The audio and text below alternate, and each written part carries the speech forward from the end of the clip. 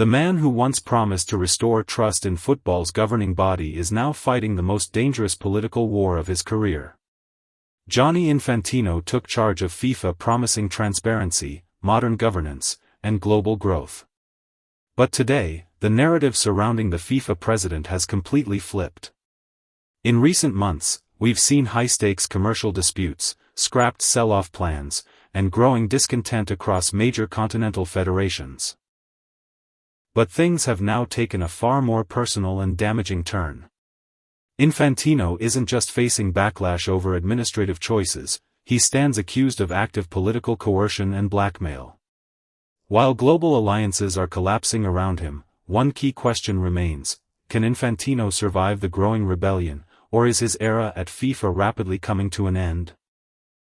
The latest and most brutal blow to Infantino's presidency came from Prince Ali bin Al Hussein, the president of the Jordan Football Association and a former rival in the 2016 FIFA election.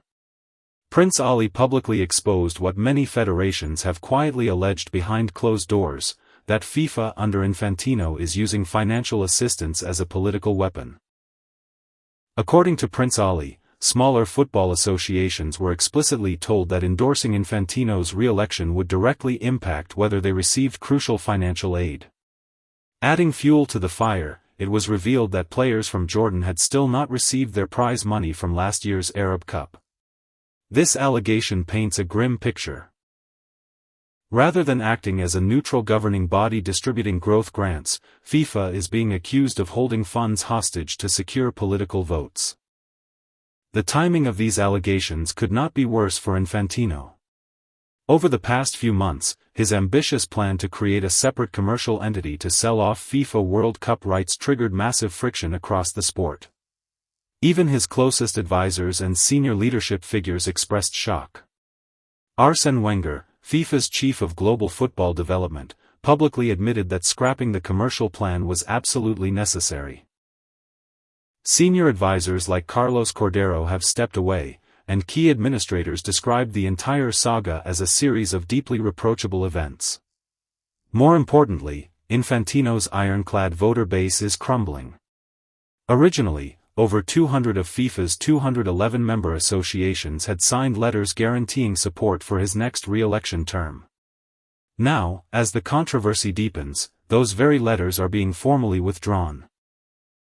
UEFA has completely lost confidence in his leadership, CONCACAF is increasingly skeptical, and Asian federations are aligning directly with Europe to block FIFA's central initiatives.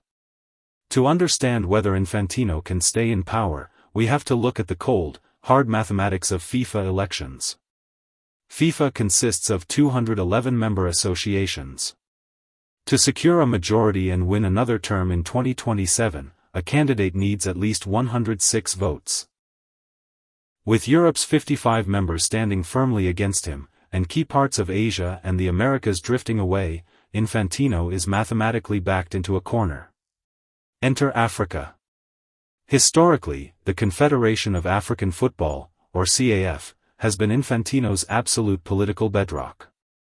African football leaders have traditionally offered bloc votes in exchange for development programs, expanded World Cup slots, and financial backing. Recent reports indicate that several influential African football figures have reissued statements supporting Infantino. For the FIFA president, Africa isn't just an ally right now, it is his primary political lifeline.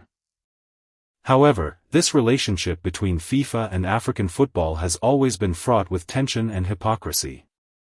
Critics frequently ask, has Infantino truly treated African football as an equal partner, or merely as a reliable voting bloc? Take recent events as an example. When a top Somalian referee was denied entry into the United States for an official assignment, FIFA's response was astonishingly passive. Instead of forcefully defending the official's rights, Infantino urged the football world to chill, relax, and stay quiet. Furthermore, Infantino previously raised eyebrows across the continent by publicly proposing that the Africa Cup of Nations, AFCON, be held every 4 years instead of every 2. Asking Africa to alter its signature, historic tournament to accommodate FIFA's crowded international calendar revealed a troubling dynamic. African tournaments were expected to compromise, while European leagues remained untouched. So why does Africa continue to back Infantino despite these microaggressions? The answer comes down to sheer financial necessity. Unlike wealthy European federations backed by massive domestic television rights and commercial sponsors, many African football associations face acute infrastructure deficits and financial instability. Without FIFA forward grants, many domestic leagues and youth programs simply cannot function. Infantino understands this leverage all too well. It is a classic quid pro quo, financial assurances in exchange for political loyalty. Recognizing that Africa alone won't provide the 106 votes needed to guarantee his survival, Infantino has recently called for emergency meetings in Morocco. High-level FIFA officials are gathering to stem the tide, calm nervous federations, and rebuild a winning coalition before the revolt spreads any further. Gianni Infantino once presented himself as the reformer who would clean up FIFA after years of scandals. Today, he finds himself fighting legal threats, accusations of blackmail, internal resignations, and a rapidly expanding global rebellion. As power shifts and federations demand real accountability, the FIFA president is spending as much time protecting his seat as he is running the world's sport. Whether Africa can save Infantino remains to be seen, but one thing is certain. The battle for the soul and leadership of world football has only just begun. Thank you for watching. Don't forget to like, subscribe, and share your thoughts in the comments below.